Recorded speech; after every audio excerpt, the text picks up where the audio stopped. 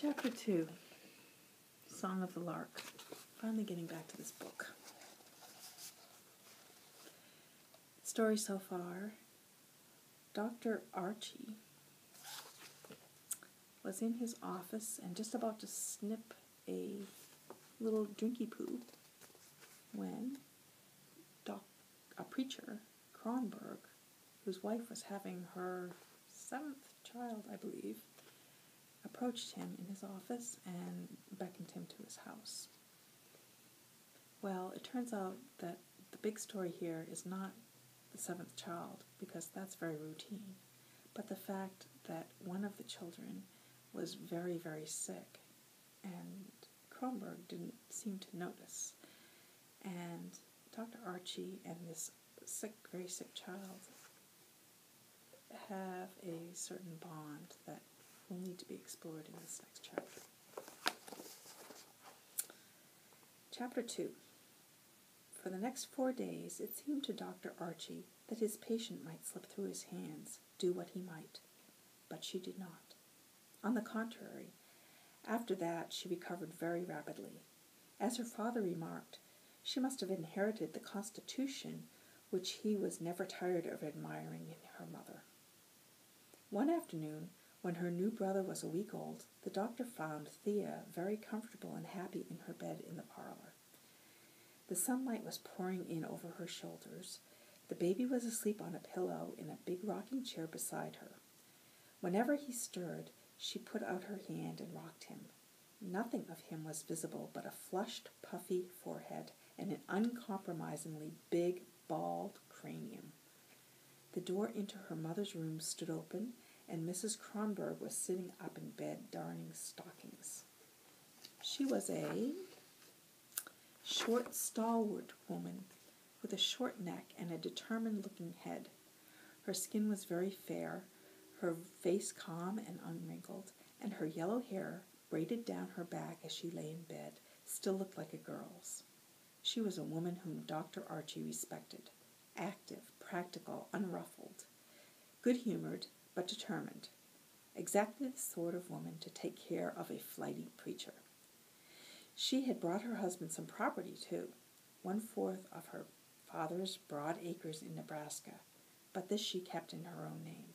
She had profound respect for her husband's erudition and eloquence. She sat under his preaching with deep humility, and was as much taken in by his stiff shirt and white neckties as if she had not ironed them herself by lamplight the night before they appeared correct and spotless in the pulpit. But for all this, she had no confidence in his administration of worldly affairs. She looked to him and to supply whatever parental sentiment there was in the house, to remember birthdays and anniversaries, to point the children to moral and patriotic ideals. It was her work to keep their bodies, their clothes, and their conduct in some sort of order, and this she accomplished with a success that was a source of wonder to her neighbors. As she used to remark, and her husband admiringly to echo, she, quote-unquote, had never lost one. With all its flightiness, Peter Kronberg appreciated the matter-of-fact, punctual way in which his wife got her children into the world and along in it. He believed, and he was right in believing, that the sovereign state of Colorado was much indebted to Mrs. Kronberg and women like her. Mrs. Kronberg believed that the size of every family was decided in heaven. More modern views would not have startled her. They would simply have seemed foolish, thin chatter, like the boasts of the men who built the Tower of Babel, or like Axel's plan to breed ostriches in the chicken yard. From what evidence Mrs. Kronberg formed her opinions on this and other matters, it would have been difficult to say, but once formed, they were unchangeable. She would no more have questioned her convictions than she would have questioned revelation. Calm and even-tempered, naturally kind, she was capable of strong prejudices, and she never forgave. When the doctor came in to see Thea, Mrs. Kronberg was reflecting that the washing was a week behind and deciding that she had better do about it. The arrival of a new baby meant a revision to her entire domestic schedule, and as she drove her needle along, she had been working out new sleeping arrangements and cleaning days. The doctor had entered the house without knocking, after making noise enough in the hall to prepare his patients. Thea was reading, her book propped up before her in the sunlight. "Mustn't do that, bad for your eyes," he said, as Thea shut the book quickly and slipped it under the covers. Mrs. Kronberg called from her bed, "Bring the baby here, doctor, and have that chair." She wanted him in here for company. Before the doctor picked up the baby, he put a yellow bag down on Thea's coverlid and winked at her. They had a code of winks and grimaces. When he went in to chat with her mother, Thea opened the bag cautiously, trying to keep it from crackling. She drew out a long bunch of white grapes with a little of the sawdust in which they had packed still clinging to them. They were called Malaga grapes in Moonstone, and once or twice during the winter the leading grocery got a keg of them. They were used mainly for table decoration about Christmas time. Thea had never more than one grape at a time before. When the doctor came back, she was holding the almost transparent fruit up in the sunlight, feeling the pale green skin softly with the tips of her fingers. She did not thank him. She only snapped her eyes at him in a special way which he understood, and when he gave her his hand, put it quickly and shyly under her cheek, as if she were trying to do so without knowing it, and without his knowing it. Dr. Archie sat down in the rocking chair. "And how's Thea feeling today?" He was quite as shy as his patient, especially when a third person overheard his conversation. Big and handsome and superior to his fellow townsmen as Dr. Archie was, he was seldom at his ease, and like Peter Kronberg, he often dodged behind a professional manner.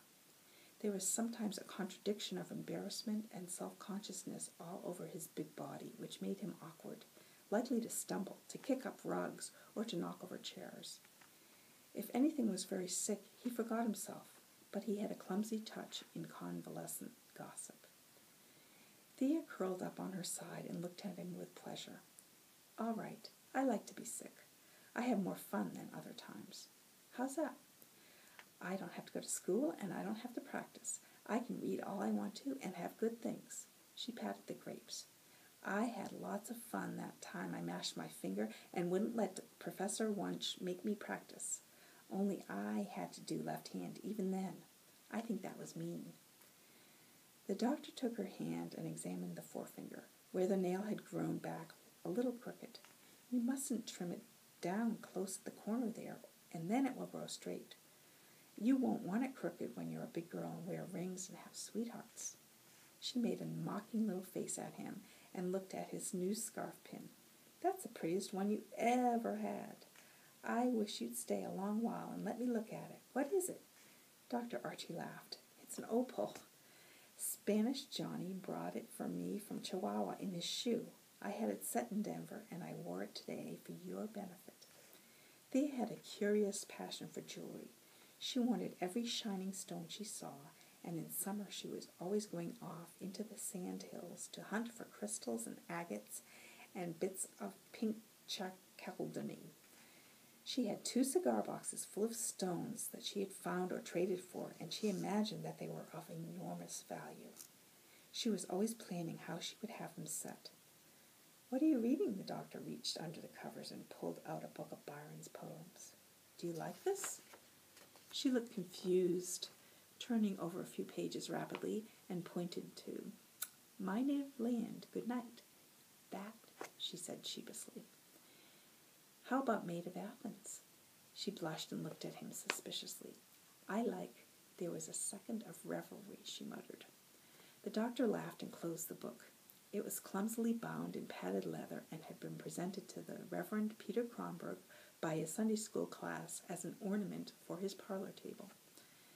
"Come into the office sometime, and I'll lend you a nice book. You can skip the parts you don't understand. You can read it in vacation. Perhaps you'll be able to understand all of it by then."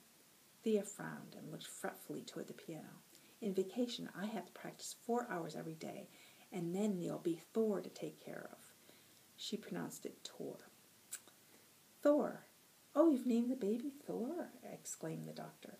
Thea frowned again, still more fiercely, and said quickly, That's a nice name, only maybe it's a little old-fashioned. She was very sensitive about being thought a foreigner, and was proud of the fact that in town her father always preached in English, very bookish English at that, one might add. Born in an old Scandinavian colony in Minnesota, Peter Kronberg has been sent to a small divinity school in Indiana by a woman of a Swedish evangelical mission who were convinced of his gifts and who skimped and begged and gave church suppers to get the long, lazy youth through the seminary. He would still speak enough Spanish to exhort and to bury the members of his country's church out at Copper Hole, and he wielded in his moonstone pulpit a somewhat pompous English vocabulary he had learned out of books at college. He always spoke of the infant Savior, our Heavenly Father, etc. The poor man had no natural, spontaneous human speech. If he had his sincere moments, they were perforce inarticulate. Probably a good deal of his pretentiousness was due to the fact that he habitually expressed himself in book-learned language, wholly remote from anything personal, native, or homely. Mrs. Kronberg spoke Swedish to her own sisters and to her sister-in-law Tilly, and colloquial English to her neighbors. Thea, who had a rather sensitive ear until she went to school, never spoke at all, except in monosyllables, and her mother was convinced that she was tongue-tied. She was still inept in speech for a child so intelligent. Her ideas were unusually clear, but she seldom attempted to explain them, even at school, where she excelled in written work, and never did more than mutter a reply. Your music professor stopped me on the street today and asked me how you were, said the doctor, rising. He'll be sick himself, trotting around in this slush with no overcoat or overshoes. He's poor, said Thea simply. The doctor sighed. I'm afraid he's worse than that. Is he always right when you take your lessons? Never acts as if he's been drinking? Thea looked angry and spoke excitedly. He knows a lot, more than anybody. I don't care if he does drink. He's old and poor. Her voice shook like a willow. Mrs. Kronberg spoke up from the next room. He's a good teacher, doctor. It's good for us he does drink. He'd never be in a little place like this if he didn't have some weakness. These women that teach music around here don't know nothing. I wouldn't have my child wasting time with them. If Professor Wunsch goes away, there'll be nobody to take from. He's careful with his scholars. He doesn't use bad language. Mrs. Kohler is always present when Thea takes her lesson. It's all right. Mrs. Kronberg spoke calmly and judicially. One can see that she had thought the matter out before. I'm glad to hear that, Mrs. Kronberg.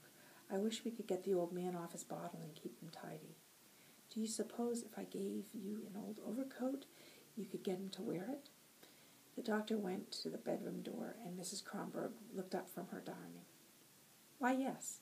I guess he'd be glad of it. He'd take most anything from me. He won't buy clothes, but I guess he'd wear 'em if he had 'em. I'd never have any clothes to give him, having so many to make over for. I'll have Larry bring the coat around tonight. You aren't cross with me, Thea, taking her hand. Thea grinned warmly. Not if you give Mr. Professor Wunsch a coat and things. She tapped the grapes significantly. The doctor bent over and kissed her.